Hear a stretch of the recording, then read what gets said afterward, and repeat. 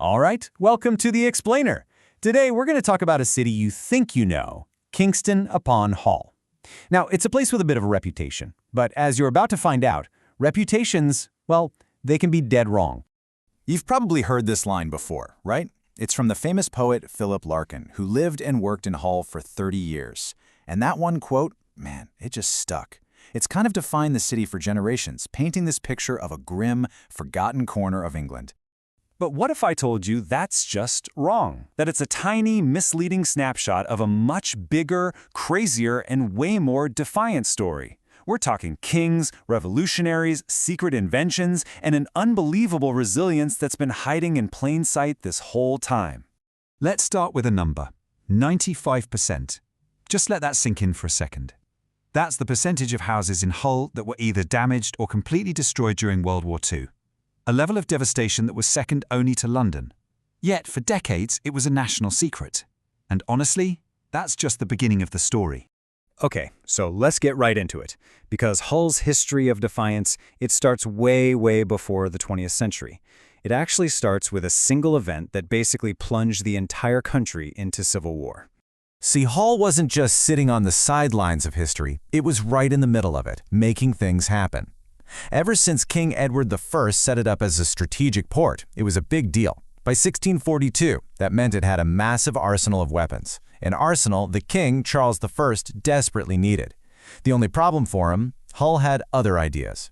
This one moment, slamming the city gates shut on the reigning king, a lot of historians say that's it. That's the spark that lit the fuse for the entire English Civil War. A port town in the north of England literally looked the king in the eye and said, "No, you're not coming in." And that set the whole nation on a path to revolution. Okay, let's move on, because that defiant spirit, it's woven into the city's deep and often very dangerous connection to the sea. All of its wealth, all of its power, was pulled directly from some of the harshest waters on the entire planet.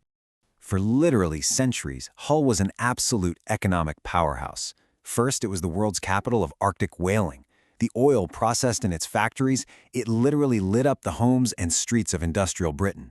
Then its massive fishing fleet fed the nation, a fleet that was completely revolutionized right here in 1881 with the world's first steam trawler, which could go farther and faster than ever before. But all that money, it came at a staggering human cost.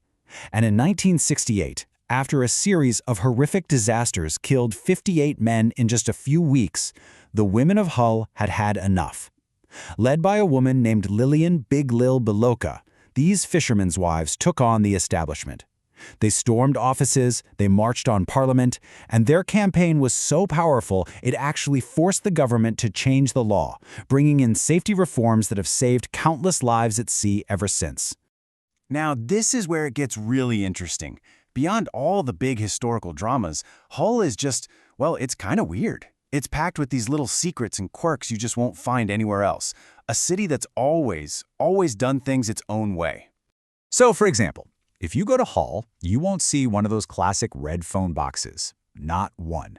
Why? Well, believe it or not, Hull is the only city in the entire UK that has always had its own independent phone network. And it still does. That's why their phone boxes are a very distinctive cream color. And get this screen you're probably watching me on right now, your phone, your laptop, the technology that makes those LCD screens possible was developed right here in the 1970s by Professor George Gray at the University of Hull.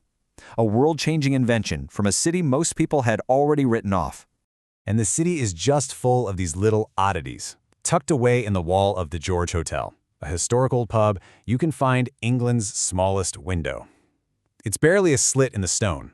Centuries ago, a gatekeeper used it to peek out and see if stagecoaches were coming, without having to get blasted by that bitter North Sea wind.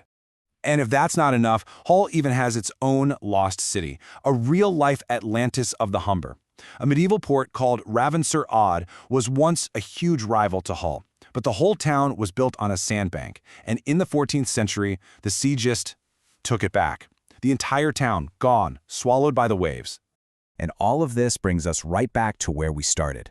Back to that shocking number, 95%, and the story of Hull's greatest trial and its incredible triumphant rebirth. Now this is something that genuinely blows my mind. The most bombed British city during World War II, after London, wasn't Coventry, which is what most people think. It was Hull.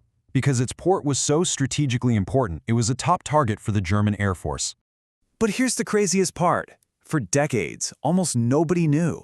Wartime censorship meant news reports could only ever say that a northern town had been hit. So Hull's immense suffering, its incredible resilience, it became a national secret. Its sacrifice was pretty much unrecognized for generations.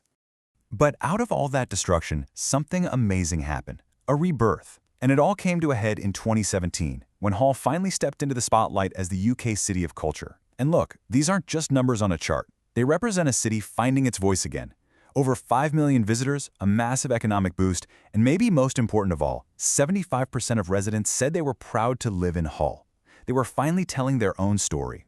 So what does this all mean? It means the story of Hull proves that the places we write off, the ones we dismiss with a single tired old quote, often hide the most compelling and incredible stories of all. A city that started a war, lit up a nation, invented world-changing tech, and survived a secret blitz. It really makes you wonder, doesn't it? How many other so-called frightful dumps are just waiting for us to discover their secrets?